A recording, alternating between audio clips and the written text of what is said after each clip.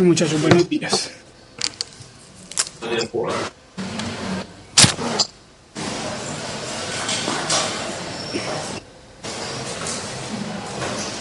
Para poder entender las ecuaciones de Maxwell y para poder entender su significado, sobre todo en una ingeniería de telecomunicaciones, pues que es como la base de las telecomunicaciones, o sea, la base física de las telecomunicaciones se encuentra en lo que vamos a ver hoy.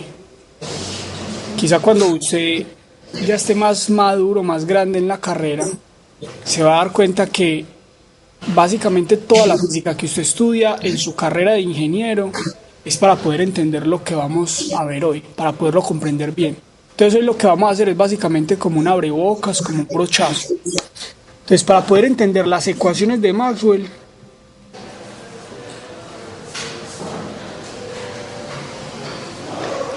hay que tener muy claro varios conceptos matemáticos y obviamente muchos conceptos físicos. Entonces los conceptos matemáticos o los elementos matemáticos necesarios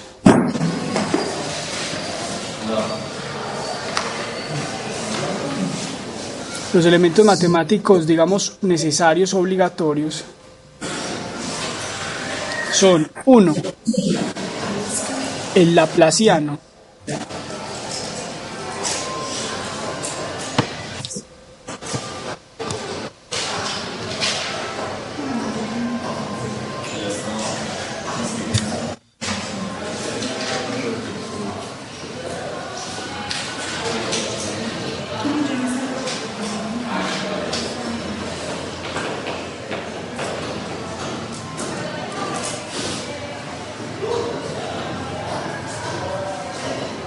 El laplaciano. Entonces, el laplaciano ya vimos y ya incluso hasta lo evaluamos, que es un operador matemático cuya definición es la segunda derivada con respecto a x más la segunda derivada con respecto a y más la segunda derivada con respecto a z. Por lo menos lo vimos así en coordenadas cartesianas. Ya en coordenadas esféricas pues fue su tarea consultarlo, y como les escribo en el correo, ya varios trabajos de eso los he calificado. Lo que pasa es que lo estoy mirando detenidamente, ¿cierto? Entonces, el laplaciano, ya sabemos cómo sacar laplacianos. 2, el gradiente. Imagino que en su curso de cálculo ustedes ya vieron el operador gradiente, ¿o no? Esta mañana, muy bien, así es que debe ser, aprendiendo y utilizando lo que aprendió. Entonces, el operador gradiente es un vector, pero bueno, como operador se define en la dirección y así, más en la dirección j se define así, más en la dirección k se define así. ¿Cierto? Es un operador. O sea, todo lo que coja a la derecha lo opera. Si usted aquí le pone una función a la derecha, entonces cada una de estas derivadas parciales va a operar la función. Cada una de estas derivadas parciales va a operar la función. Esto es un vector.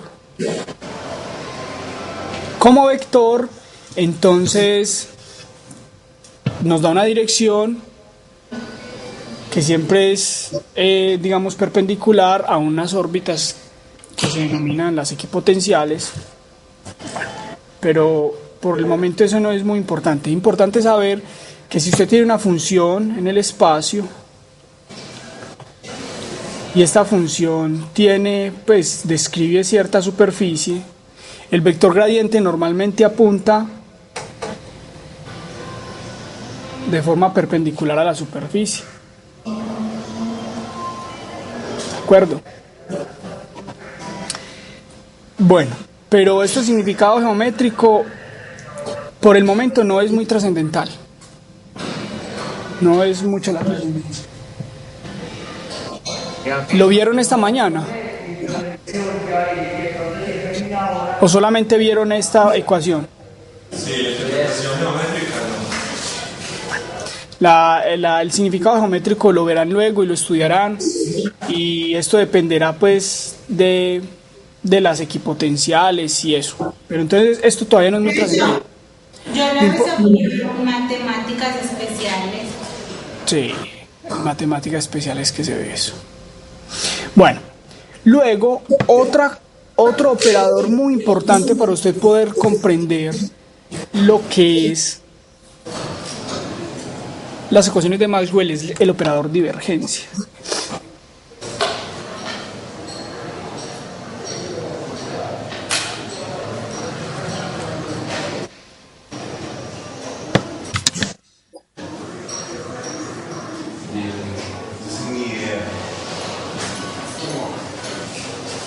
Es un producto punto. Sí, es un producto punto. Entonces ya les voy a decir cómo se calcula. ¿De acuerdo? Entonces el operador divergencia se define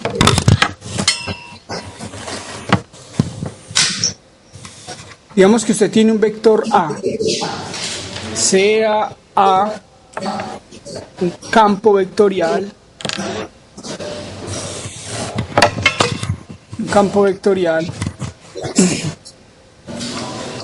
cuyas componentes son AX, AY y AZ.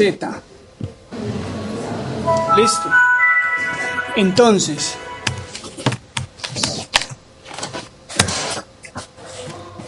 la divergencia de A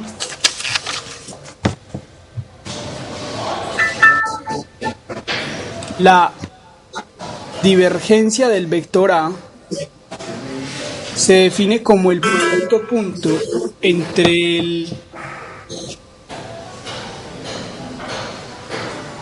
el operador gradiente y el campo vectorial A. Por ser un producto punto, obviamente es la derivada con respecto a X, la derivada con respecto a Y y la derivada con respecto a Z. Esto es una forma de acortar la notación, quizás ya se las había enseñado. O sea, esto significa la derivada con respecto a X. Y eso se hace para no escribir tan largo.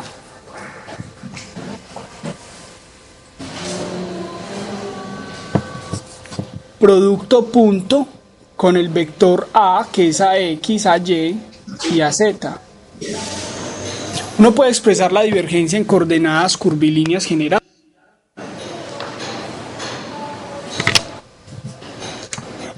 Entonces, como todo producto punto será este operador operando sobre esta función, este operador operando sobre esta otra función y este operador operando sobre esta otra función.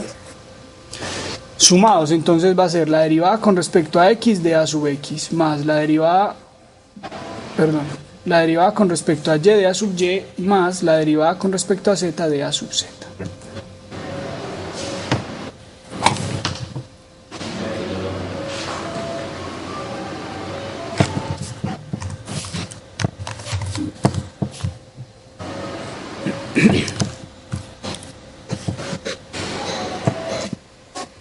Podemos hacer un ejemplo.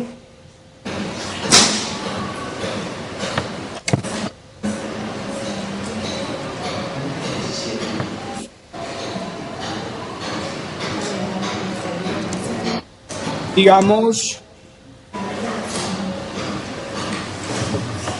vamos a decir que un campo vectorial A se define o está escrito por X cuadrado Y en I más ZY cuadrado en J menos 3XYZ en K.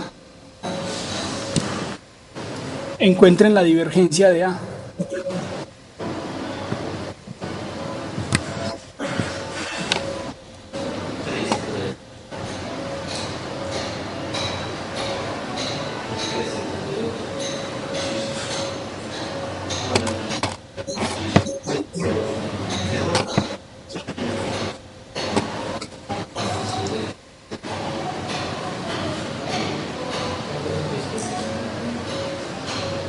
¿Cuánto les dio?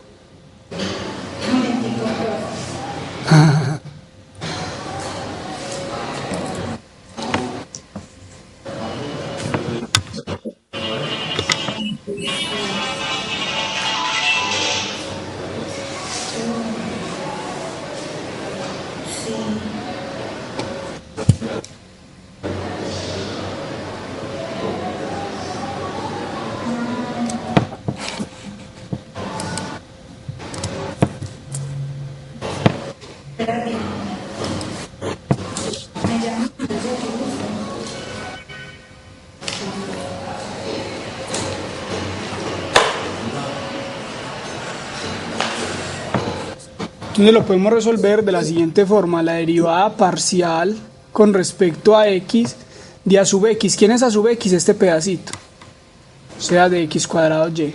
Más la derivada parcial con respecto a y de a sub y, que es este pedacito. Más la derivada parcial con respecto a z de menos 3xy z cuadrado. Y esto da 2xy más 2yz menos 6xyz. Eso da. ¿Listo? Prueba porque 2YZ. Porque la y está al cuadrado. Ah, es que yo pensé que eso eran 2 y no una Z, sí. Dice que encontramos es la Laplaciano. ¿Ves el gradiente? No, la divergencia. Esta es la divergencia. Hay que multiplicarlo por A. Por A. Sí, la definición anterior. Pues, La definición es la derivada con respecto a x de a sub x más la derivada con respecto a y de a sub y más la derivada de a sub z con respecto a z. Por eso les digo que hay que tener en cuenta esta notación, que es simplemente para acortar camino.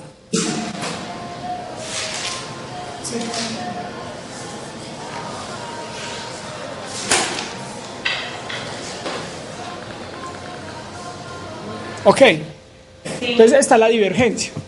Les dejo como tarea calcular explícitamente la divergencia del campo electrostático. Muy buenas noches.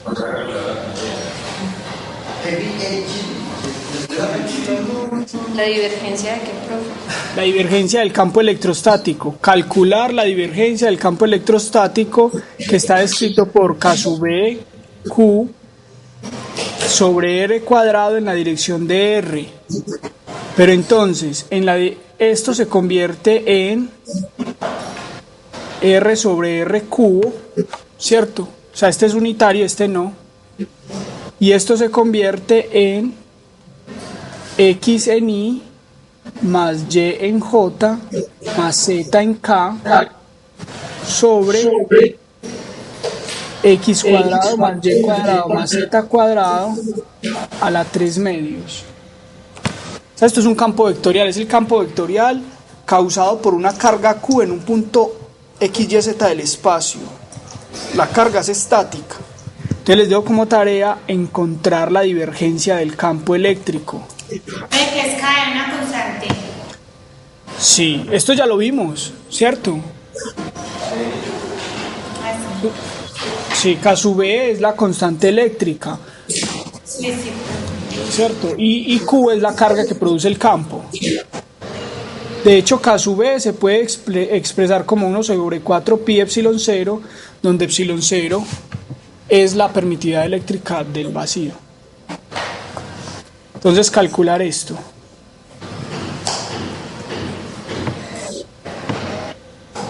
El método es el mismo utilizado anteriormente, pero es largo, entonces no lo voy a hacer.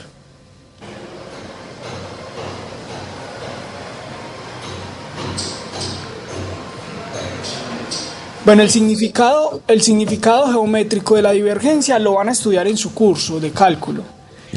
Por el momento les puedo decir que la divergencia tiene que ver con la medida de si un campo tiene fuentes o no tiene fuentes, o sea, de si tiene lugares por donde entra o no. Por ejemplo, un campo vectorial que ya lo hemos estudiado varias veces, por ejemplo el campo vectorial de una carga eléctrica Q positiva, es un campo que sale, es radial. Esa es la primera característica, es radial, ¿cierto? Si es radial, este campo eléctrico parece salir de este punto, fluir. Mientras que el campo vectorial, por ejemplo, imagínese un sifón, un hueco, un tubo, y entonces usted observa este es campo eléctrico, vamos a hacer campo de velocidades. La velocidad también es un campo. Entonces, si usted observa cómo las moléculas de agua se van por el sifón, usted lo que se va a dar cuenta es que cada molécula de agua, pues ellas están girando para poderse ir por el sifón, tiene una velocidad que es tangente a la trayectoria, ¿sí o no? Y en cada punto, este lo dibujé mal, en cada punto la velocidad es tangente al círculo, y lo mismo para este otro círculo. Entonces resulta que este campo no parece fluir de ningún lado, o sea, no tiene una fuente. Aquí no hay fuente, mientras que aquí sí hay una fuente. La fuente de este es la carga eléctrica. Entonces la divergencia de un campo mide de alguna forma geométrica, o sea, se asocia con la cantidad de líneas de campo que salen de un punto, o en otras palabras, como el flujo de entrada respecto al flujo de salida. O sea, cuántas líneas entran a una superficie, entran, ¿cierto?, digamos a esta superficie, y cuántas salen. Cuántas líneas entran a una superficie que tracemos por acá y cuántas salen. Entonces, este campo, por no tener una fuente, tiene una divergencia muy baja.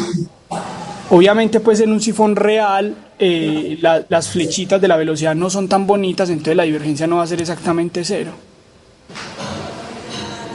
Ok, entonces ese es más o menos el significado de la divergencia, pero como yo ya les digo, usted va a estudiar eso en su curso de cálculo, y entonces allí verá muchas otras cosas de la divergencia de un campo vectorial cualquiera. Entonces estos son dos ejemplos. Otro ejemplo que se me ocurre es el ejemplo de una manguera, ¿cierto? Un tubo, o digamos una fuente de esas fuentes de parque. Entonces en una fuente el agua sale, ¿cierto? El tiro parabólico. Entonces cada molécula tendrá una velocidad, cada molécula tiene una velocidad, cada molécula.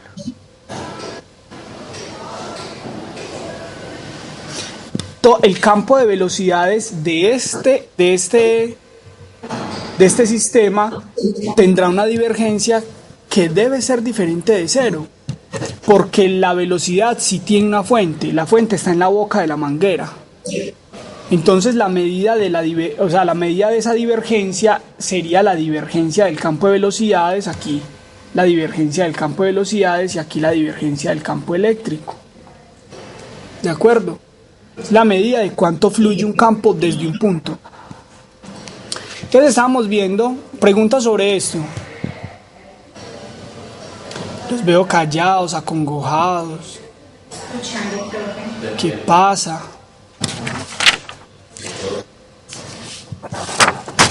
Entonces, el otro, vamos en el tercer concepto, ¿cierto? Tercer concepto para entender las ecuaciones de Maxwell. El cuarto concepto, sumamente importante, es el concepto de el rotacional, el operador rotacional. Entonces el operador rotacional, miren que el operador gradiente, el operador divergencia es el producto punto entre el gradiente y un vector. Ahora el operador rotacional es el operador producto cruz entre el gradiente y un campo vectorial. Entonces sea A un campo vectorial.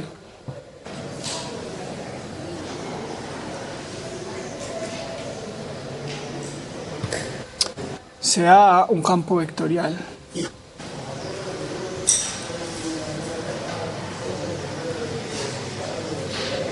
Nuevamente con componentes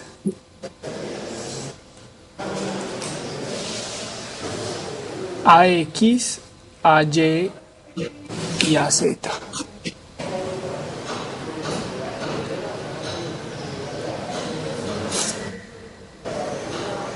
Entonces, como todo producto cruz, o sea, este vector es el vector derivada con respecto a X, derivada con respecto a Y, derivada con respecto a Z.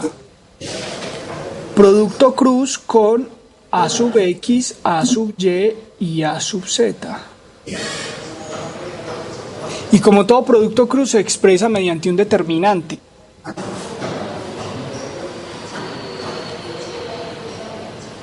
Entonces el determinante usted lo escribe como la dirección Y, la dirección J, la dirección K. La derivada con respecto a X, las componentes del primer vector, la derivada con respecto a Y, la derivada con respecto a Z. Y luego las componentes del segundo vector, que son a X, a Y y a Z.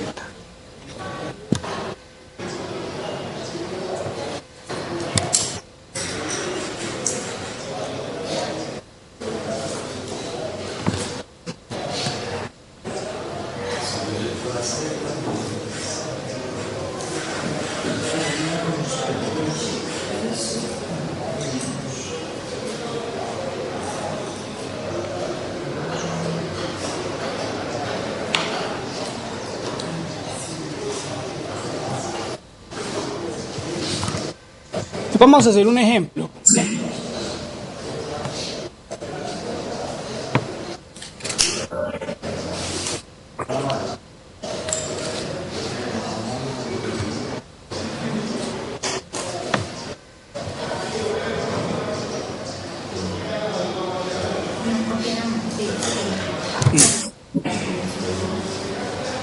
El ejemplo es,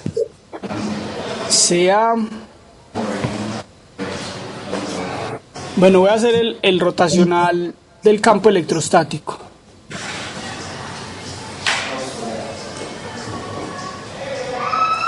Este es largo.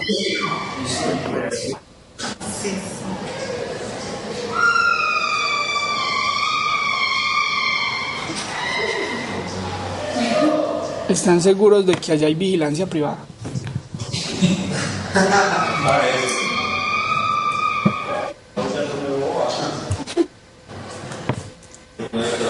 Allá en esa sede está el programa de artes escénicas o cosas de esas. Yo no sé, pero parece que están practicando. Ya. Pero no son tan locos. Porque los de acá de la sede, de acá de Medellín, sí están son muy diferentes al resto. Bueno. Entonces, ¿cuánto vale E sub X? Vale K sub E, Q, X sobre todo esto. Eso vale sub X. Y así usted puede identificar E sub Y y E sub Z.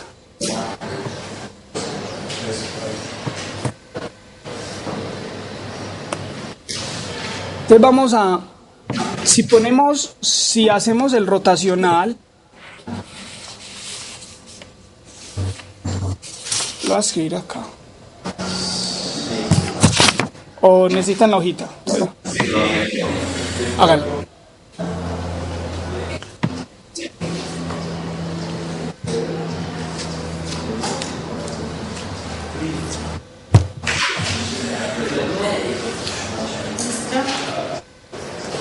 Listo. Entonces, si planteamos el rotacional del campo eléctrico, usted se va a dar cuenta que es I, J, K, derivada de X, derivada de Y, derivada de Z. Pero entonces, en esta primera es E sub X, o sea, K sub E, Q, X sobre X cuadrado, Y cuadrado, Z cuadrado a la 3 medios. Solo en esta primera componente. De pronto vamos a hacerlo de una forma más... Bueno, K sub E sale como... K sub E y Q salen como constantes del problema. Entonces queda el determinante I, J, K. Aquí queda X sobre x cuadrado, y cuadrado, z cuadrado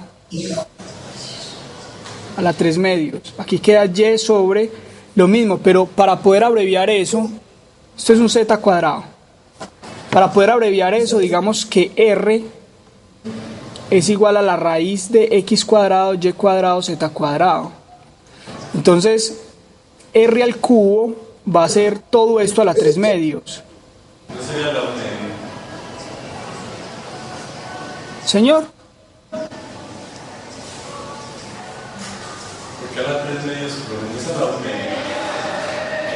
o sea, r es la raíz de este, entonces va a ser a la 1 medio, ¿sí o qué? Pero r al cubo es elevar todo esto al cubo. En la definición está la 3 medios. Listo. No sé, ¿la letra está muy pequeña o qué?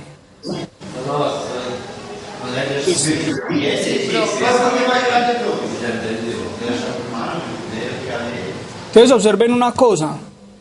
Observen que r al cubo, que es esto, lo voy a volver a copiar un poquito más grande.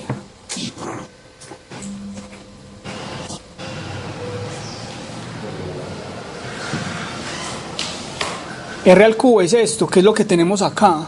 Entonces podemos copiar x sobre r, y sobre r cubo y z sobre r cubo.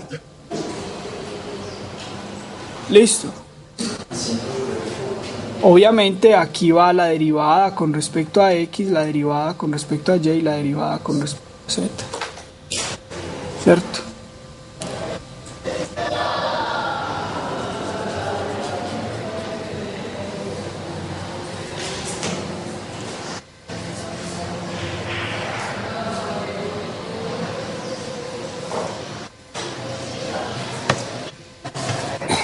Ustedes ya saben hallar determinantes, ¿sí o no?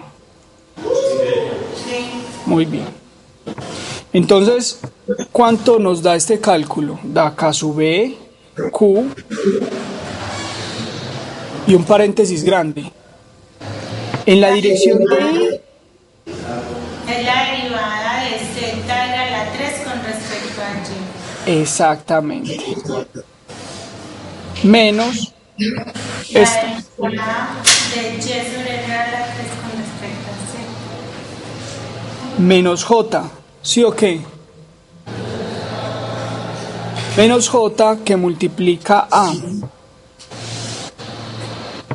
la derivada con respecto a z de x sobre r cubo, porque esto es r cubo, ¿cierto? Sí.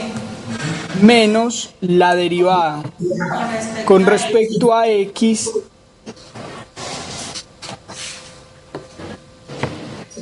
de quién, de z sobre r cubo. Cierro paréntesis.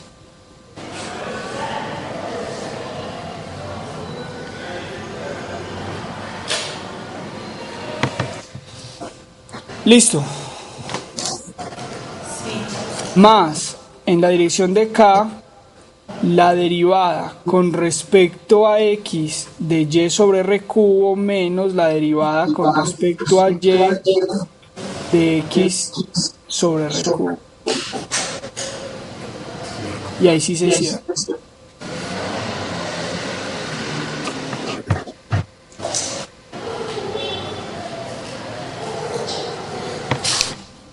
Ojo que esto aquí es una z, esto no es un menos ni nada de eso, es una z simplemente.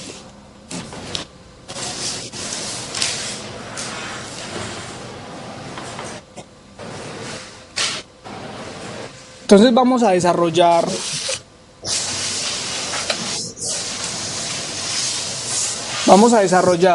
la derivada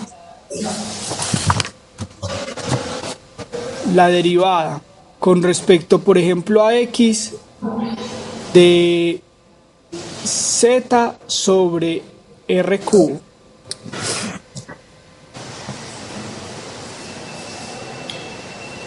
No, más bien vamos a desarrollar la derivada de esto. ¿Por qué? Porque miren que en el rotacional, como es la derivada con respecto a y, z sale. Como es la derivada con respecto a z, y sale. ¿Cómo es la derivada con respecto a x? X sale, o sea que lo único que hay que derivar es esto, 1 sobre r cubo. ¿Sí o qué? Entonces, la derivada con respecto a x de r a la menos 3 es igual a menos 3 r a la menos 4 por la derivada de r con respecto a x. ¿Sí o no? A ver, la menos 4 te queda la menos 2. No. Lo que pasa es que, mira, como este está negativo, la fórmula de derivación dice que bajas el exponente y le restas 1. Entonces, menos 3 menos 1 a menos 4. Bueno, ¿cuánto da la derivada con respecto a x de r? Sabiendo que r es x cuadrado más y cuadrado más z cuadrado a la 3 medios. Perdón, a la 1 medio. A la 1 medio. No sé. Entonces da menos 3 r a la menos 4 por 1 medio de todo este paréntesis a la menos 1 medio. ¿Sí o no? Sí. Pero bueno, todo este paréntesis a la menos 1 medio es como r a la menos 1. O sea, r a la menos 1 es igual a multiplicar por esto a la menos 1. Entonces queda a la menos 1 medio. ¿Sí ve?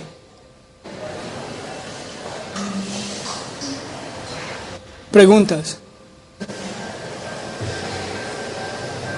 O sea, yo derivo esto con respecto a x. Entonces bajo el 1 medio y me queda 1 medio menos 1. O sea, me queda a la menos 1 medio. O sea, me queda todo esto. Pero esto a la menos 1 medio es r a la menos 1. Sí. O sea que esto es r a la menos 1 por la derivada interna. Y la derivada interna da simplemente 2x.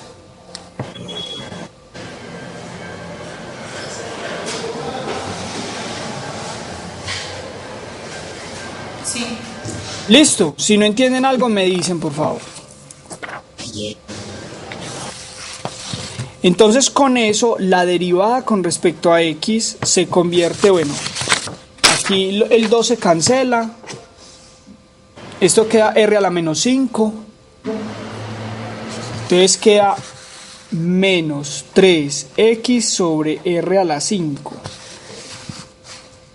Ah, bueno, aquí lo copié mal, es la derivada con respecto a x de 1 sobre r cubo. Esa es la derivada con respecto a x de 1 sobre r al cubo.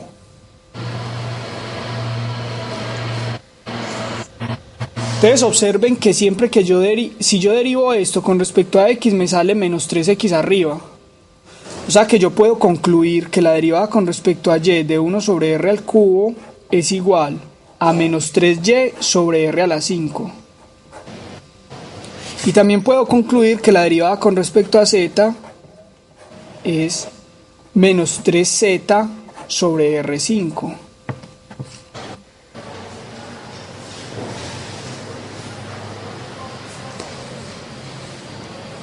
¿De acuerdo? Sí. Entonces, el rotacional del campo eléctrico, pero ojo, del campo electrostático, o sea, de un campo que no varía a... ¿Me escuchan? Sí. Ah, bueno, es que se congeló un rato la imagen. Este es el rotacional de un campo que no varía en el tiempo, o sea, estático. Entonces se escribe de la siguiente forma: K sub E por Q. En la dirección de I teníamos entre el paréntesis la derivada con respecto a Y de Z sobre esto. Entonces queda Z por la derivada con respecto a Y, o sea, por menos 3Y sobre R5. Menos Y por menos 3Z sobre R5. Luego seguía menos J, que es X por menos 3z sobre R5 menos la derivada con respecto a x, o sea que sale z de menos 3x sobre R5 más k por otra cosa que ya no nos va a interesar. Por lo siguiente, miren que menos 3yz sobre R5 se cancela con más 3yz sobre R5. O sea que esta componente, todo esto va a dar 0.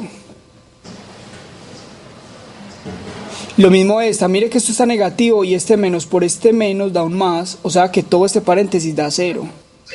Y lo mismo le va a pasar a lo que está en K, o sea todo este paréntesis va a dar 0. Entonces el rotacional del campo electrostático da 0.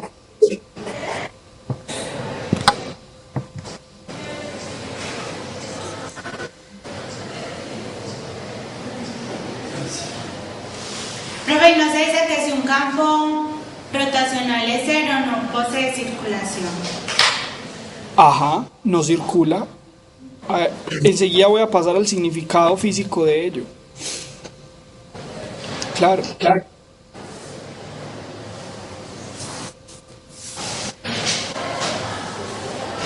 Les dejo como tarea. Voy a poner bastantes tareas a ver si se dignan asomarse por ahí por la plataforma. Entonces, les dejo como tarea calcular el rotacional de R gorrito y calcular la divergencia de R gorrito.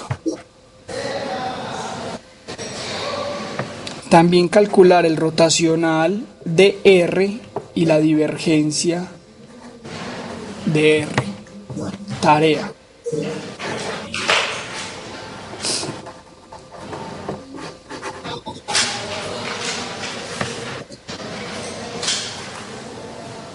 Estas tareas de hoy no me las tienen que enviar al correo.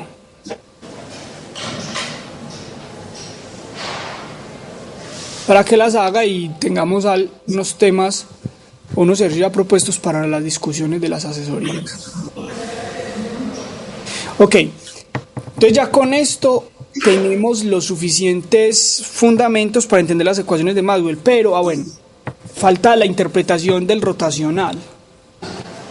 Entonces, la divergencia mide qué tanto diverge o qué tanto fluye o qué tanto sale un campo de un solo punto, o más bien, o mirándolo desde otro ángulo, podríamos decir que la divergencia dice si un campo tiene fuentes o no, o sea, si sale de un punto o no. ¿De acuerdo?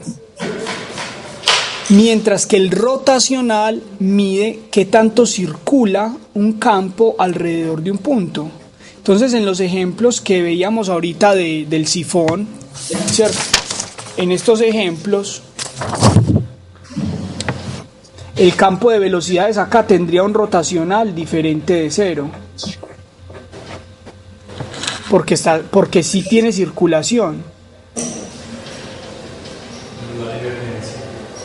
Y la divergencia debería ser 0, pero eso ya sí depende realmente es de la función que describa la circulación, porque si es un sifón real la divergencia no va a ser 0, porque los círculos cada vez son más pequeños y las velocidades cambian, o sea, las velocidades no son constantes, pero la divergencia va a ser aproximadamente 0 para cualquier campo de este estilo. La divergencia de este campo debería ser diferente de 0, pero cuando usted lo calcula se va a llevar una sorpresa. La divergencia de este campo le puede dar 0, y es debido a que es electrostático. Cuando veamos la parte dinámica, entonces ya no va a ser 0. Háganlo bien. Por ejemplo, acá, este campo debería tener tanto divergencia como rotacional diferente de 0. ¿Por qué? Porque observen que estos vectores, por salir en tiro parabólico, tienen algún grado de circulación alrededor de un punto. Si ven, estos vectores tienen algún grado de circulación, estos tienen otro grado de circulación, estos también. Entonces tanto la divergencia como el rotacional en este caso deberían ser diferentes de cero. Vuelvo y digo, si es o no diferente de cero depende de la función de campo vectorial específica que usted tenga con la que usted esté modelando la salida del agua. Alright. Listo. Entonces, con estos significados solo nos hace falta entender qué es un campo dependiente del tiempo. Más por acá.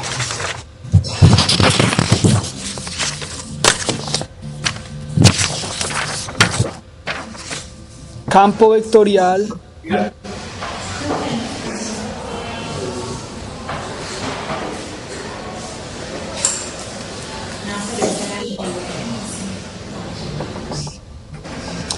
esto más que una ecuación es más bien un concepto. Un campo vectorial que depende del tiempo, pues en general se puede escribir, digamos que un campo vectorial F se puede escribir como F sub 1 que depende de X, Y, Z y T en la dirección de Y, más F sub 2 que depende de X, Y, Z y T en la dirección de J, más F sub 3 que depende de X, Y, Z y T en la dirección de K. ¿Cierto? O sea, esta parte es como obvia. Esto se puede expresar como X, Y, Z es el vector R de posición, entonces usted puede decir que esto es un vector 1, R de T, un vector 2, R de T, y un vector 3, R de T.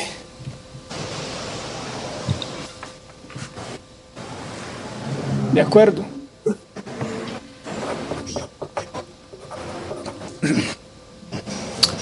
Ahora, el asunto de esto es que lo que antes veíamos como, supongamos un campo uniforme, entre dos plaquitas paralelas. Entonces ya sabemos que el campo va de más a menos.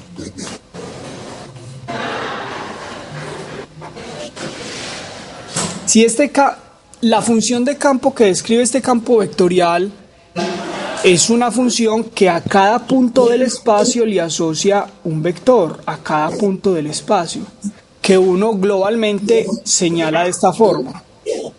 Pero la función de campo vectorial le dice a usted que en este punto hay un vector, en este punto hay otro, en este punto hay otro, y así sucesivamente. O sea, a cada punto del espacio le asigna un vector. Ok, entonces, si esto dependiera del tiempo, en un instante t1, en un tiempo t1, tendría esta forma, en un tiempo t2, claro que el ejemplo no me sirve demasiado, pues porque el campo es uniforme, en dos placas paralelas, pero en un tiempo t2, entonces podría tener una intensidad menor, o sea que las flechitas podrían ser más pequeñitas, como símbolo de que la intensidad es menor. Y en un tiempo T3 la intensidad podría aumentar, entonces en un tiempo T3 el campo tendría flechas más grandes. O sea que lo que hemos visto hasta el momento en campos vectoriales son, digámoslo así, fotos instantáneas de lo que es un campo. Por ejemplo, vamos a poner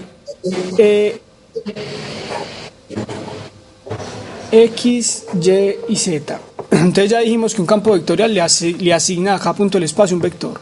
Supóngase que en un tiempo 1 la función de campo vectorial a estos dos puntos les asigna estos vectores. A estos dos puntos, pues para no llenar toda la hoja de vectores. En un tiempo T3, T2, entonces podría a estos mismos dos puntos asignarles estos vectores. En un tiempo posterior, a estos mismos dos puntos podría asignarles estos vectores. Entonces claramente se ve que el campo vectorial depende del tiempo y es un vector que rota. ¿cierto? En cada punto del espacio. A esto se le llama un campo vectorial dependiente del tiempo. Entonces, en general,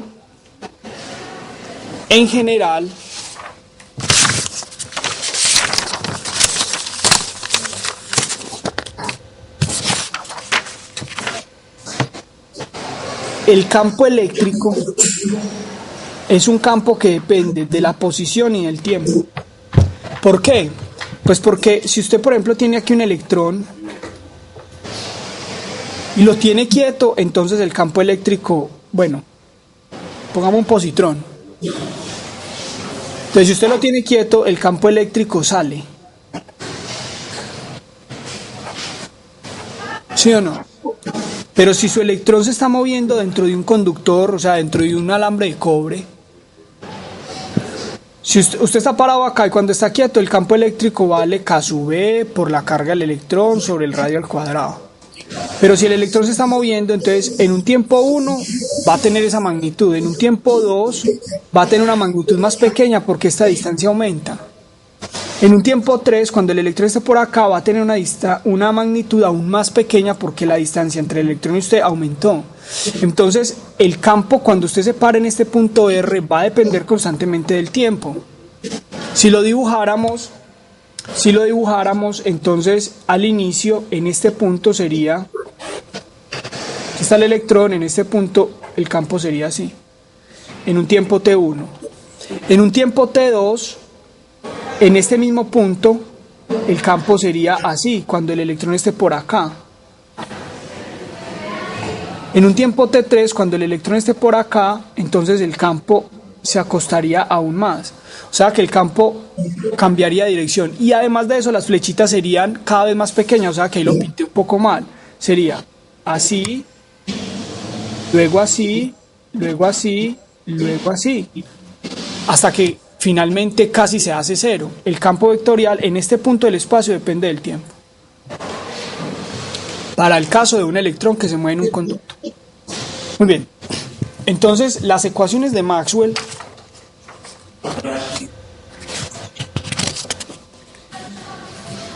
dicen lo siguiente. Un campo eléctrico, consideremos campos eléctricos y magnéticos generales. O sea, consideremos un campo eléctrico que depende del tiempo general y un campo magnético que depende del tiempo en general. Entonces, las cuatro ecuaciones de Maxwell en forma diferencial dicen que la divergencia del campo eléctrico es igual a la densidad de carga sobre epsilon 0.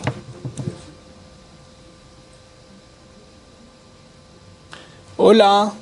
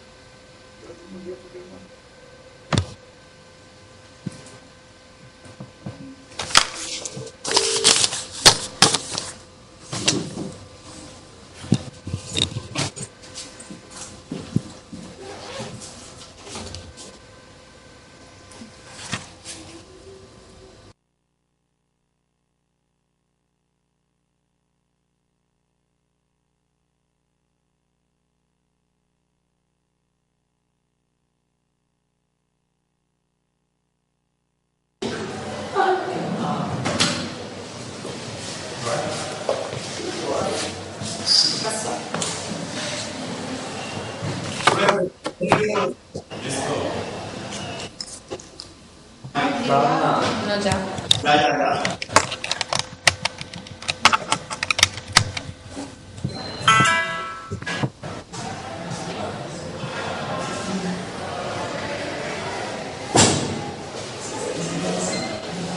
Ya, profe.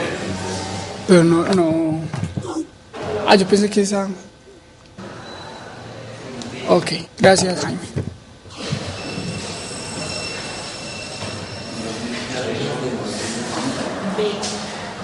No, ese es el gradiente.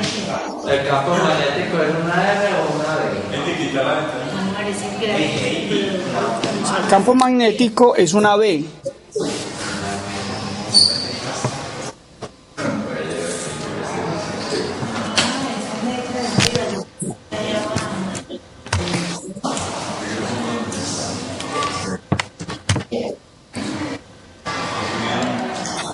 Listo.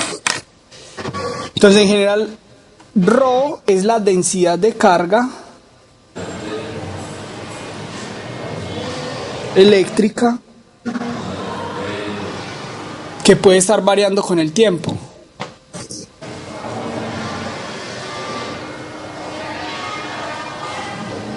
Y epsilon 0 es la permitividad eléctrica del vacío, que es 8.8 por 10 a la menos 12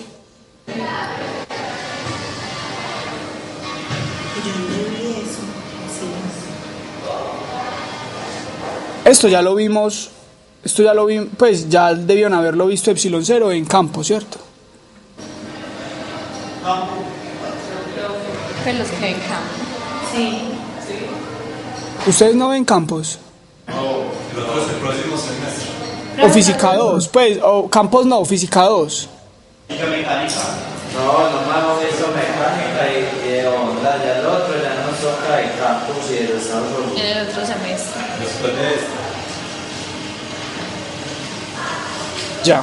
Sí, yo sí lo mismo. Sí. En campo. No,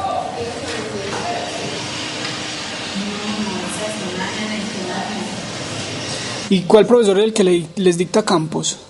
no, pero es que solo dos vemos campus. Ah, ya. Ok, muy bien. Matemática especial. Ya, muy bien. Ellos ya no. El campus es año.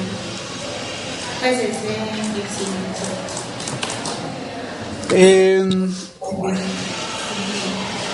Bueno, la divergencia del campo magnético siempre es cero. Eso significa que el campo magnético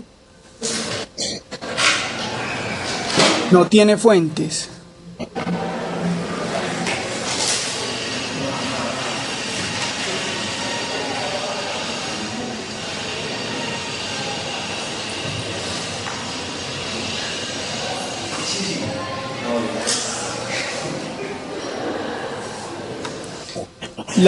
La tercera, a estas dos se le llaman las leyes de Gauss. Ley de Gauss o leyes de Gauss para el campo eléctrico y el campo magnético. Leyes de Gauss para el campo eléctrico y magnético.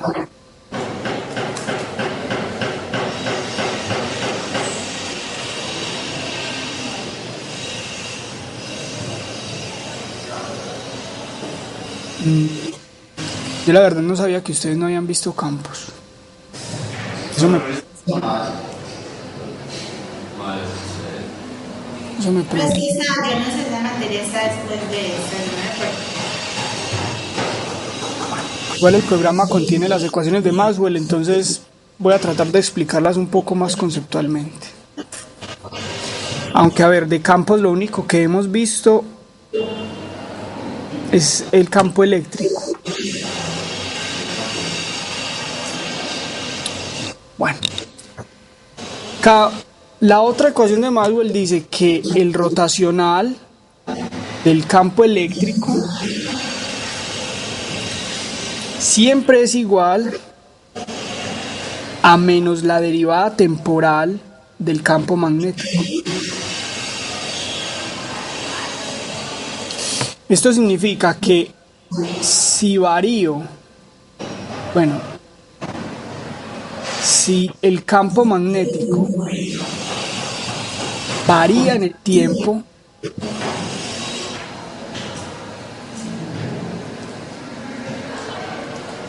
en una región del espacio,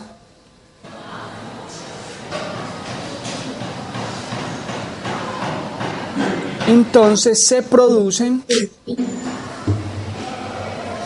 campos eléctricos.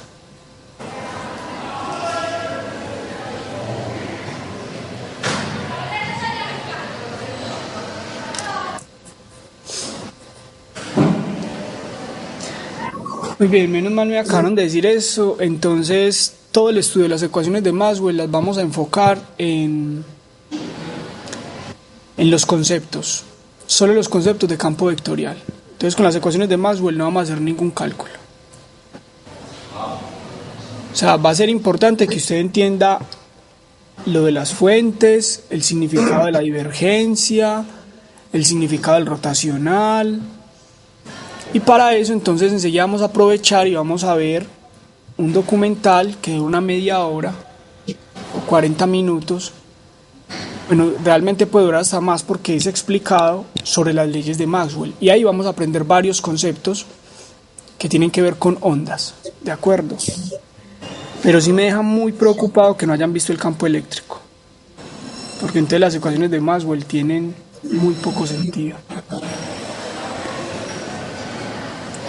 La cuarta ley de Maxwell es la de el rotacional del campo magnético es igual a mu sub 0, la corriente de desplazamiento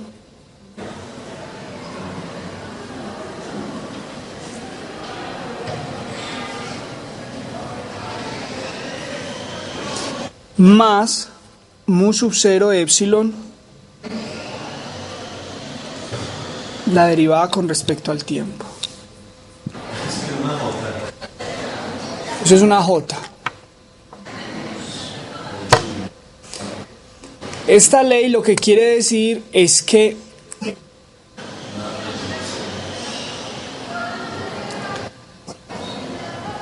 si los campos eléctricos varían en el espacio, entonces se producen campos magnéticos.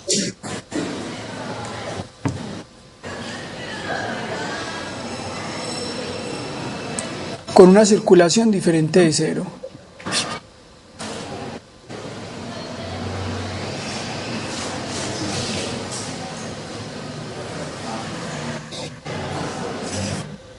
Bueno, entonces, para poder entender el documental, entonces estas son las 4 reglas de Maxwell, señor. El principio de un generador eléctrico va por este lado, ¿qué? Va por ese lado, no, es esta. Esta es la ecuación, estas dos son las ecuaciones de un generador eléctrico. Si usted varía campos magnéticos, o sea, si hace que los imanes den vueltas, entonces se generan campos eléctricos. Y si hace que los campos eléctricos varían en el tiempo, se generan campos magnéticos. Bueno, entonces voy a volver a un antiguo concepto que vimos por allá en el curso de Descubriendo la Física. Y era la fuerza de Coulomb, ¿cierto? Usted tenía una carga eléctrica acá. En el curso de Descubriendo la Física vimos que era una carga eléctrica, que era la electricidad, Entonces, una carga eléctrica le hace fuerza a otra carga eléctrica por acá, que tiende a separarlas, hace repulsión, y la fuerza era la de Coulomb, que es K sub E por Q prima, digamos que esta es una Q prima, sobre la distancia que la separa al cuadrado, y esta fuerza va en la dirección del radio, o sea, va en esta dirección. Si nosotros encontramos el campo eléctrico, que es la fuerza por unidad de carga, entonces el campo eléctrico es una función vectorial, es un campo vectorial que tiene una dirección radial y es producido por la carga Q. Entonces lo que vamos a ver enseguida es recordar muy bien este concepto de campo eléctrico, porque el campo eléctrico son unas líneas de fuerza que hay entre un par de cargas. Estas líneas son invisibles y es lo que le dio el crédito, digamos, a toda la electricidad porque son fuerzas hechas a distancia. Cuando estas líneas oscilan, entonces, si esta línea de fuerza oscila, entonces, pues por ahí, como si esto fuera exactamente una cuerda, por ahí va a propagarse una onda y esa onda va a ser una onda eléctrica. ¿De acuerdo? Entonces básicamente eso es lo que vamos a ver ya enseguida. Es un documental, digamos, muy conceptual, muy introductorio.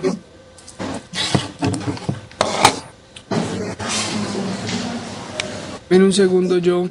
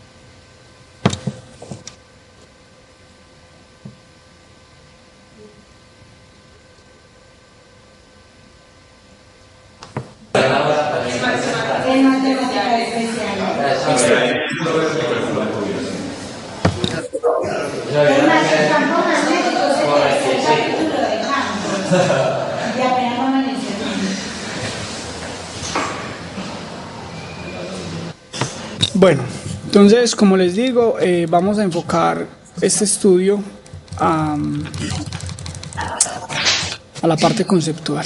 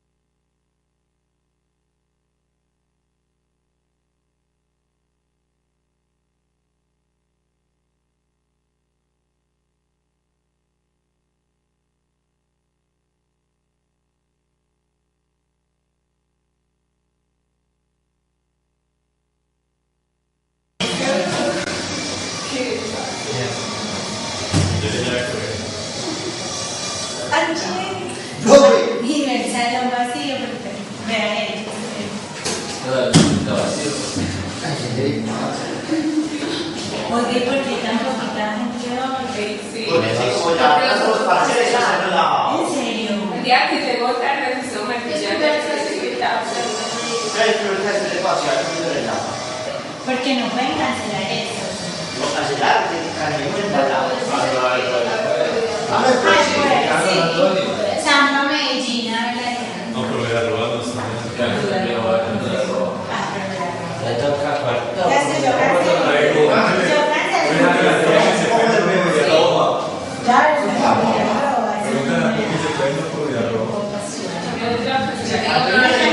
me por ser de escuchar por siempre yo, ay, me digo eso, yo con estas cosas raras. Ese es de la serie El Universo Mecánico. ¿Cierto? ¿No se dicho? Yo creo que sí, de verdad ¿Cierto? Lo escapa de internet. Nos va a tocar vernos en la casa. Pero manden a la dirección y como tal. No, es que si no da. Estamos bravos. ¿Qué va a dar? Pues que va a dar. Es que a esta hora eso no funciona. Y nosotros Teníamos una clase a esta hora, de verdad. No lo saben, lo saben. Ah, no. Hacer el bicicleta, que lo introducen en las tardes. Sí, no, es que es en serio, ya les digo.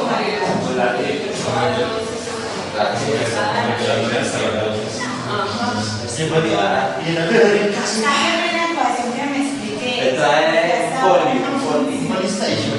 Ahogar los patecos. Ay, No, sí, Si no me entiendo, no pasa.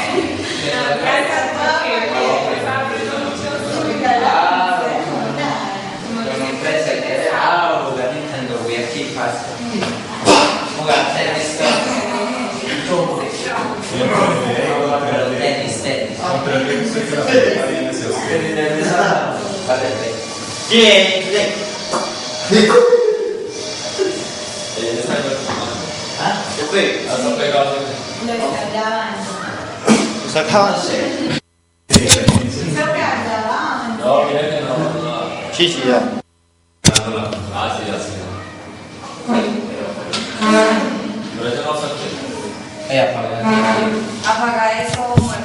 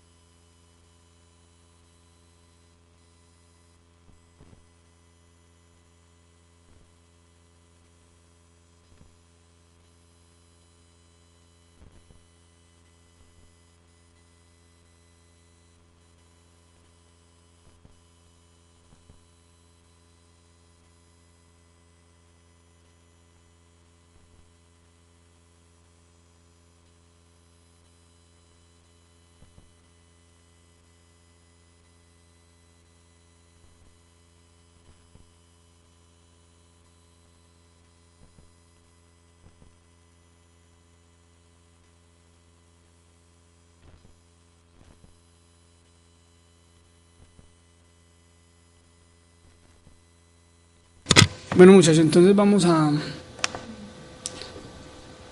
ver el documental. Y más allá. Las ecuaciones de Maxwell.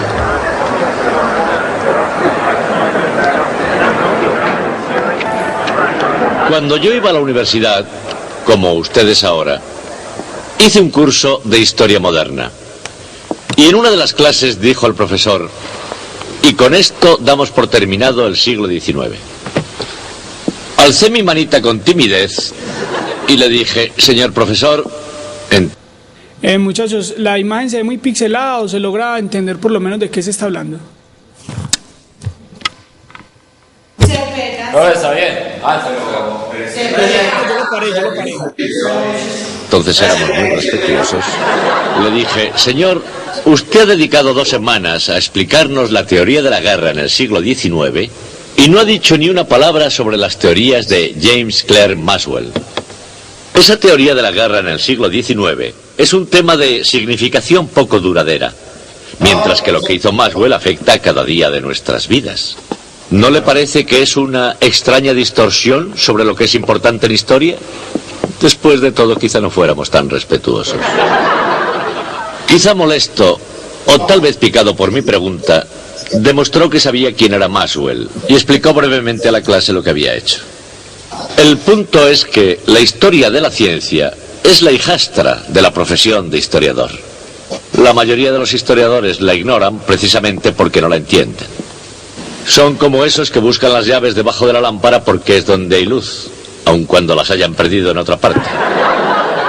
Bien, les diré lo que voy a hacer yo. No les voy a decir ni una sola palabra sobre la teoría de la guerra en el siglo XIX.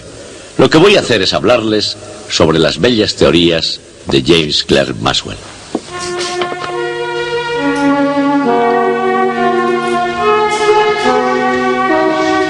Las elegantes teorías matemáticas no fueron las únicas cosas bellas de que se rodeó James Clerk Maxwell. Estaban sus valiosos libros, por supuesto, y en el exterior de su bien amueblado estudio se encontraban las colinas onduladas de Glen Eyre, la propiedad familiar de Maxwell, a 2 días de viaje de Edimburgo.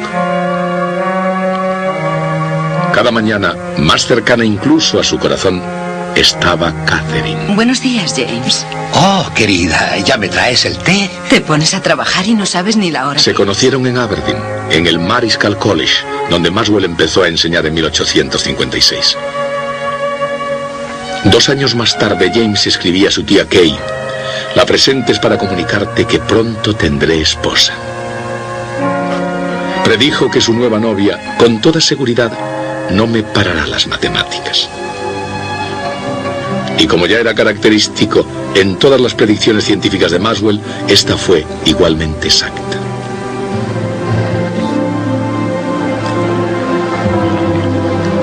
Maxwell no fue, por supuesto, el primero en hacer predicciones correctas sobre los profundos misterios de las fuerzas naturales. 2 siglos antes, Isaac Newton ya había escrito un libro sobre el tema, pero tuvo que expresarse en términos de acción a distancia.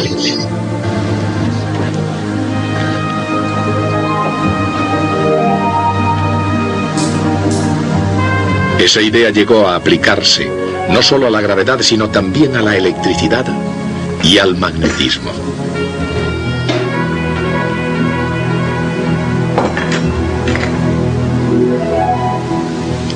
Que se duerma le pongo un 1. Después, en la década de 1830, pisando los talones a los franceses Coulomb y Ampère, y sobre todo siguiendo la pista de Hans Christian Ørsted, apareció Michael Faraday. Se sentía fuertemente atraído por la electricidad y el magnetismo, y en agosto de 1831 ya tenía claro cuál iba a ser su camino. Faraday, tomando las cosas donde Ørsted las había dejado, confirmó que una corriente eléctrica puede producir un campo magnético. Bueno, entonces ahí viene la primera parte importante de esta clase. El documental es sobre Maxwell, ¿cierto? Y sobre la obra de Maxwell. Sin embargo, algo bastante importante y muy relevante es la obra de Faraday, quien fue una persona que historia personal pues era un sujeto poco estudiado en las matemáticas, sabía pocas matemáticas, y desde muy temprana edad, del orden de los 15 años, se va a la ciudad a trabajar en un laboratorio, a ser ayudante en un laboratorio, y desarrolló una gran capacidad de experimentación. Entonces, el gran descubrimiento de Faraday, bueno, en las 4 ecuaciones que les acabé de dictar, la tercera ecuación es la ley de Faraday.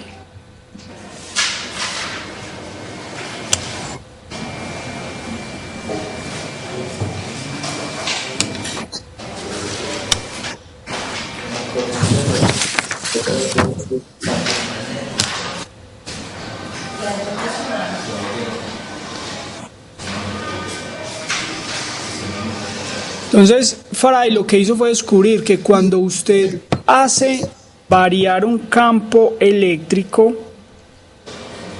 entonces se produce un campo magnético, y eso es lo que está sucediendo acá. Esta línea simboliza una corriente eléctrica. Una corriente eléctrica pues es un montón de electrones. Esos electrones pues tienen campo eléctrico, y como van deslizándose por un cable, entonces el campo eléctrico va a cambiar en el tiempo, como lo mostré ahorita con los dibujitos. Entonces, cuando un campo eléctrico cambia en el tiempo, se produce un campo magnético cuya rotación es diferente de cero. Por eso la ley de Faraday dice: el rotacional de B es igual a mu sub 0, epsilon 0, por la derivada temporal de un campo eléctrico, más mu sub 0 por la corriente de desplazamiento. ¿Esa fue la tercera o la cuarta que les dicté? Perdón. Entonces es la cuarta, qué pena. Es la cuarta. Entonces esa es la ley de Faraday.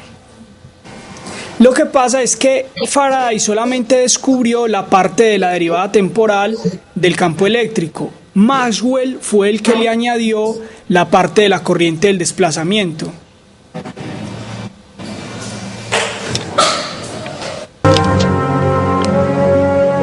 Y yendo más lejos todavía, demostró también que un flujo magnético variable puede crear una corriente eléctrica.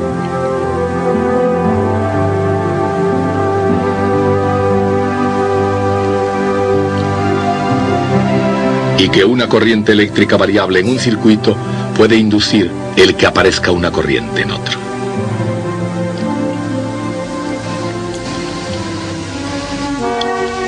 ¿Este, James? Sí, ese, el libro de Faraday.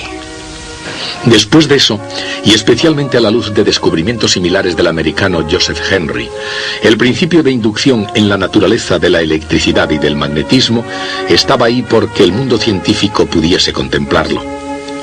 Y ciertamente en el interior de la casa de Maxwell, el libro de Faraday, Investigaciones experimentales en electricidad, era considerado como el texto definitivo.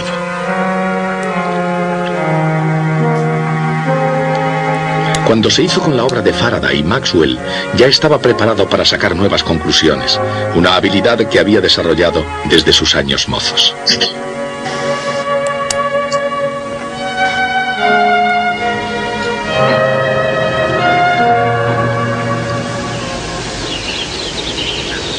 Cuando era estudiante en Cambridge, el profesor de matemáticas de Maxwell hizo la siguiente observación: parece imposible que él piense algo incorrecto en temas de física.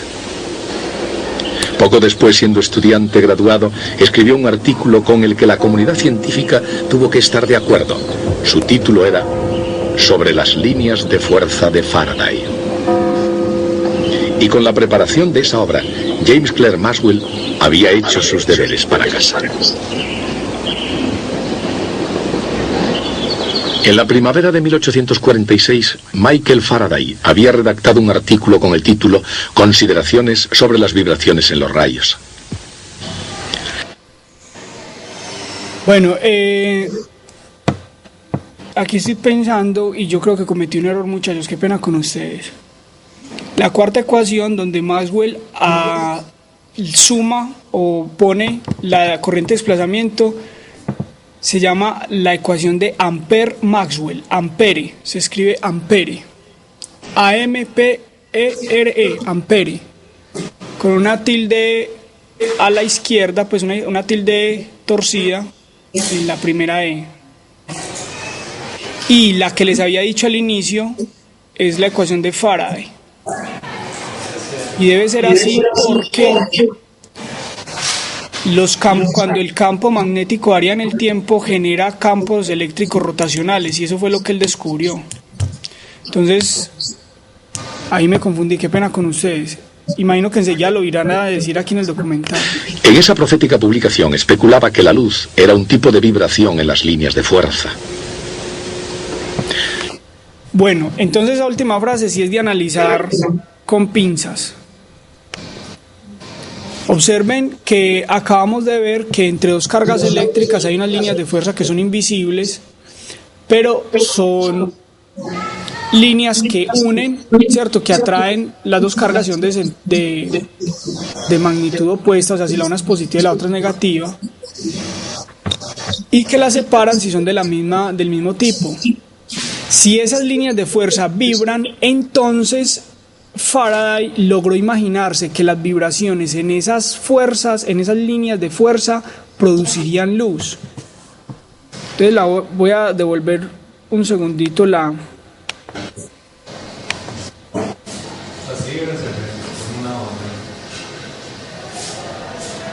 ¿Cómo? Como si iba por una orilla, entonces si vibra se forma una onda. Exactamente, entonces en esas líneas de fuerza se formarán ondas. Faraday había redactado un artículo con el título Y esas ondas son las ondas electromagnéticas que hoy en día conocemos como la luz o el espectro electromagnético, que es lo que compran las compañías para montar antenas repetidoras. Consideraciones sobre las vibraciones en los rayos. En esa profética publicación especulaba que la luz era un tipo de vibración en las líneas de fuerza. Sabemos que las líneas de fuerza, escribía, conectan partículas y también masas de materia.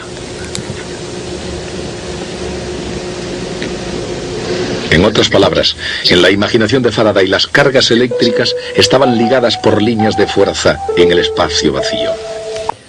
Estas son las líneas de campo o líneas de fuerza entre dos cargas. Obviamente, ahí las dos cargas son de signo opuesto y las líneas se unen. Si las cargas fueran del mismo signo, entonces las líneas no se unirían, se repelen. Entonces, lo que Faraday se imaginó es que las líneas de fuerza eran cosas que, aunque fueran invisibles, se podían dibujar. Sin embargo, aun cuando su idea era fácil de ver con el ojo de la imaginación, introducía una fascinante cuestión científica. Una carga... Por ejemplo, miren, esto es un sistema de 4 cargas, 2 positivas y 2 negativas. Parecía a lo que puede pasar en cualquier átomo que está en su piel o en cualquier material que usted tenga a su alrededor, en la hoja. Y observen el entramado de líneas de fuerza que hay tan difícil, digamos, no solo de dibujar, sino de describir matemáticamente. ¿Vibrando haría vibrar también a las líneas de fuerza? En este punto, Faraday debió haber... y de ver con el ojo de la imaginación, introducía una fascinante cuestión científica. ¿Una carga vibrando haría vibrar también a las líneas de fuerza? En este punto, Faraday debió haber imaginado que cada línea se comportaría como si fuera una hilera de osciladores mecánicos unidos.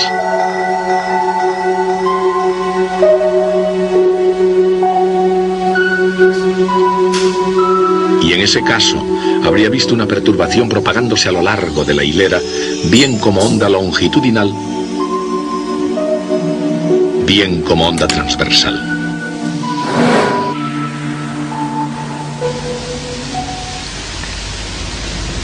Independientemente de la forma que puedan haber tomado esas vibraciones en su imaginación, lo importante estaba en el hecho de que Faraday las había visto.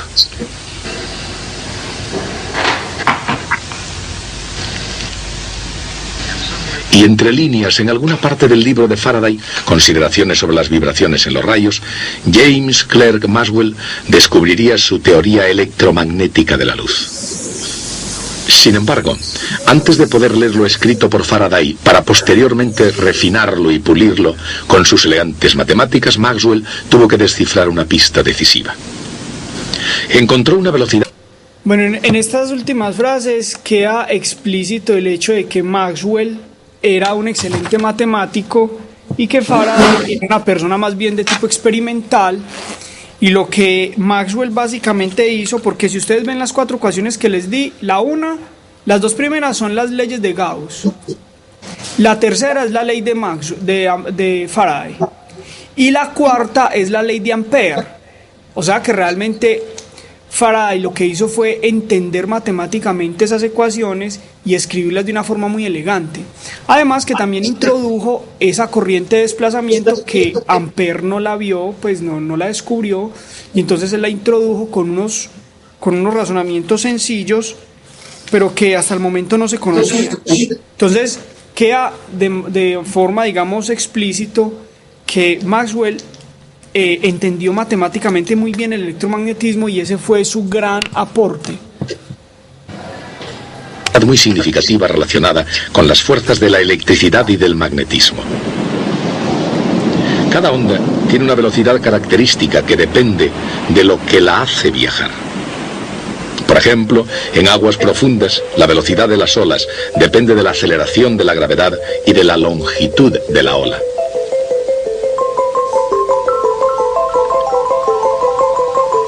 En el aire, la velocidad del sonido depende de la presión del aire, así como de la densidad del medio.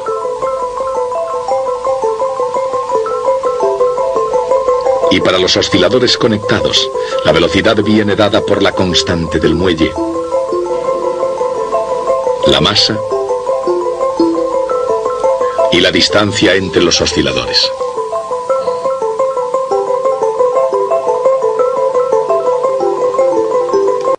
No sé si este ejemplo queda claro.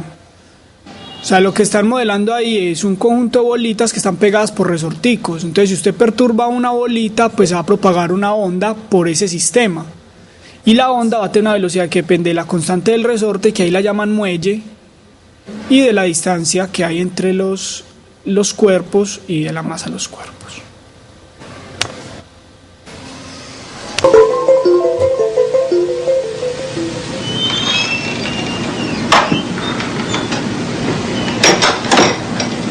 Había llegado el momento en que Maxwell se sentara a determinar la velocidad de las ondas en las líneas de fuerza de Faraday. ¿Cuál creen ustedes que va a ser la velocidad de esas ondas? Exactamente la velocidad de la luz, ¿o no? En efecto, esa va a ser. Desde la perspectiva matemática de Maxwell, las líneas de Faraday eran una expresión de la naturaleza, 1 dividido por r al cuadrado, de las fuerzas de la gravedad, de la electricidad y del magnetismo. Observen una cosa, en esas ecuaciones que acaban de mostrar ahí,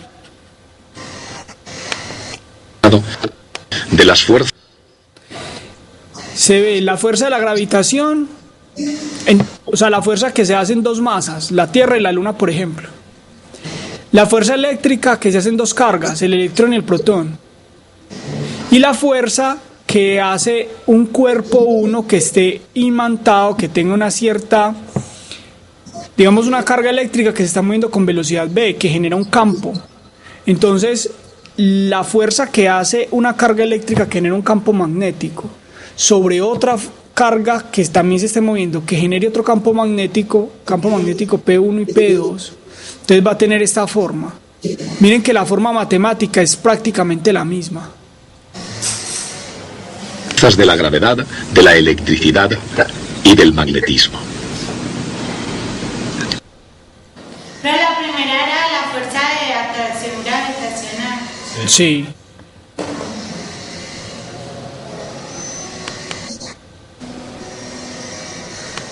Caer en unas manos científicas adecuadas, esos hechos llegaron a convertirse en lo siguiente.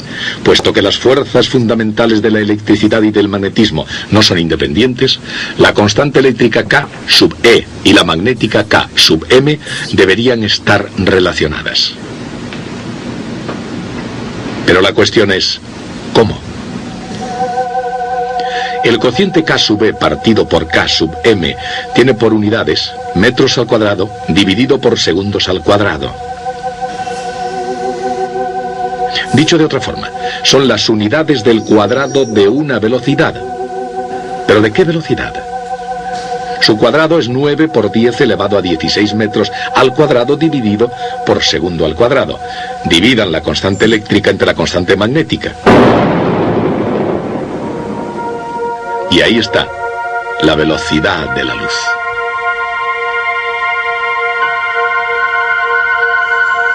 Fue un descubrimiento asombroso.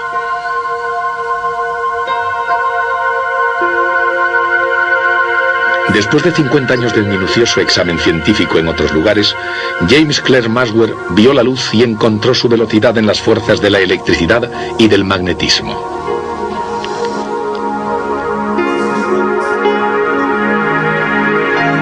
Pero no eran solo las fuerzas fundamentales lo que ocupaban la mente de Maxwell. Hacia 1857 se ofreció un premio académico al que pudiera explicar la naturaleza sólida de los anillos de Saturno y su constante movimiento alrededor del planeta. La respuesta de Maxwell dio en el clavo. Maxwell escribió: la única estructura que podía explicar tal estabilidad era que estuviesen constituidos por un enjambre de partículas desconectadas. El trabajo de Maxwell no solo ganó el premio de Cambridge, ganó además el elogio de toda la comunidad científica. Sir George Airy, astrónomo de la Casa Real Británica, lo calificó como una aplicación notabilísima de las matemáticas. Quizás porque una buena acción merece una recompensa, Maxwell puso sus ojos enseguida en... afirmaría con gran admiración que Faraday estaba en armonía con la acción a distancia de Newton, sino como algo de líneas físicas. Y aquí... Lo adelanté un poquito porque hablan de la teoría de cinética de los gases y digamos, igual yo les voy a mandar los links, entonces usted puede volver a ver los videos, todos están en YouTube. Pero la parte interesante respecto a lo del curso de hoy es este. En la Royal Institution de Londres, Maxwell conoció finalmente a Faraday. Faraday, como recordarán, había visto la electricidad en términos mecánicos, no solamente como una idea que estaba en armonía con la acción a distancia de Newton, sino como algo de líneas físicas, una estructura sólida de fuerzas que irradiaba a través del espacio. Entonces observen lo que acaban de decir ahí. No solamente Faraday pensó en la acción a distancia, porque miren que Newton pensaba en que entre la Tierra y la Luna había una fuerza a pesar de que no se tocaran, y para la época de ellos era difícil entender eso. Entonces Faraday dio un paso más allá y no solo pensó en que la fuerza a distancia existía, sino que las líneas de fuerza eran sólidas o mecánicas, por lo menos mecánicas. Y con base en eso, entonces construyó su concepto de vibración de esas líneas. Maxwell afirmaría con gran admiración que Faraday había visto un medio allí donde los estrictos newtonianos no veían otra cosa que distancia. Maxwell añadió con agudeza: Faraday buscó el lugar de los fenómenos en verdaderas acciones que se producen en el medio. Como, por supuesto, más tarde se pudo ver, ese medio es el campo electromagnético, y ahí es donde la acción tiene lugar verdaderamente. Pero antes de que Maxwell pudiera captar el mensaje procedente del medio, tuvo que determinar si las ondas podían viajar a través de los campos eléctrico y magnético a la velocidad de la luz. Si era así, tendrían que obedecer a las 4 leyes de la electricidad y del magnetismo.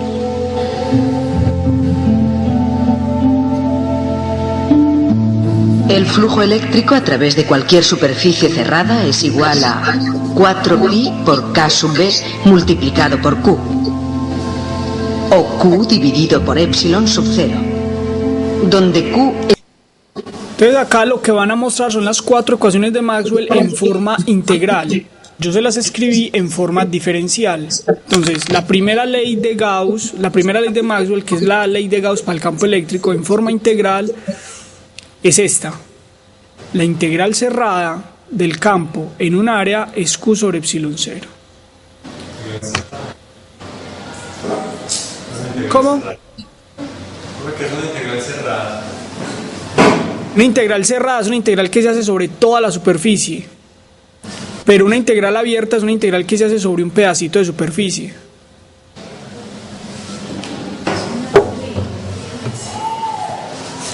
De todas formas, esta parte es más bien como... la carga total encerrada. Pues al nivel de ustedes es todavía divulgativo. Por la superficie.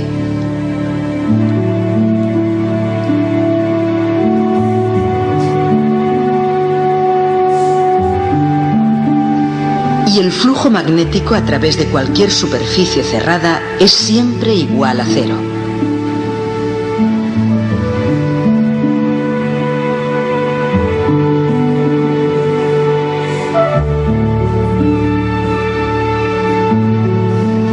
Estas son las leyes de Gauss de la electricidad y del magnetismo.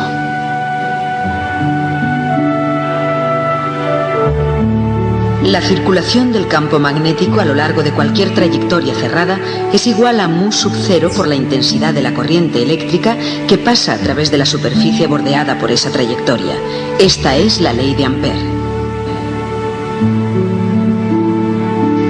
La circulación del campo eléctrico a lo largo de cualquier trayectoria cerrada es igual a menos el ritmo de cambio del flujo magnético a través de la superficie bordeada por esa trayectoria. Esta es la ley de Faraday de la inducción electromagnética. Supongamos, por tanto, que puede haber una onda en la intensidad del campo eléctrico. O sea, una onda en las líneas de fuerza que unen dos cargas eléctricas. Esta es una onda transversal plana y viaja, por supuesto, a la velocidad de la luz. Pero consideremos el campo en cualquier instante. Como está dirigido hacia arriba en una región y hacia abajo en otra próxima, tiene una circulación según una trayectoria como esta. Según la ley de Faraday, eso significa que debe haber flujo magnético a través de una superficie bordeada por esa trayectoria, y más aún, que debe estar cambiando con el tiempo.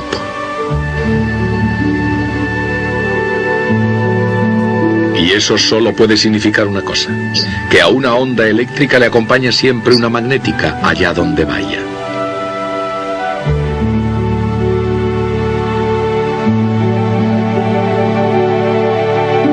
Pero, y aquí está el punto decisivo del problema, a su vez eso significa que en cualquier instante hay una circulación del campo magnético según esta trayectoria. Y según la ley de Ampère, eso solo puede ser verdad si hay una corriente a través de la superficie que bordea dicha trayectoria. Pero en el espacio vacío no hay materia ni corrientes eléctricas. Bueno, yo creo que hasta acá es lo fundamental para nosotros. Se acaba de explicar cómo en una línea de fuerza... Esta es la ley de... Bueno, lo retrasé mucho. Se acaba de explicar cómo en una línea de fuerza el campo eléctrico ondula y cómo ese campo eléctrico, por tener circulación en una región muy pequeña, genera el campo magnético, que es lo que dicen las últimas dos leyes de Maxwell. Cuando un campo eléctrico circula, genera uno magnético, y cuando un campo magnético circula, genera uno eléctrico. Y a eso es a lo que nos referimos cuando hablamos de las ondas electromagnéticas. La única diferencia en las ondas electromagnéticas que nosotros vemos o vamos a ver de aquí en adelante en el curso para explicar el espectro electromagnético y la potencia, es básicamente que aquí se habla de las líneas de fuerza entre dos cargas, mientras que nosotros vamos a hablar de ondas que ya no están unidas a unas cargas eléctricas. Bueno, como el tiempo ya se nos ha agotado, entonces yo les enviaré los links. Lean por favor el correo que les envié y nos vemos el martes en la asesoría con los ejercicios que les di, que les dejé para la casa, ¿de acuerdo? El lunes, perdón. Muchachos, suerte.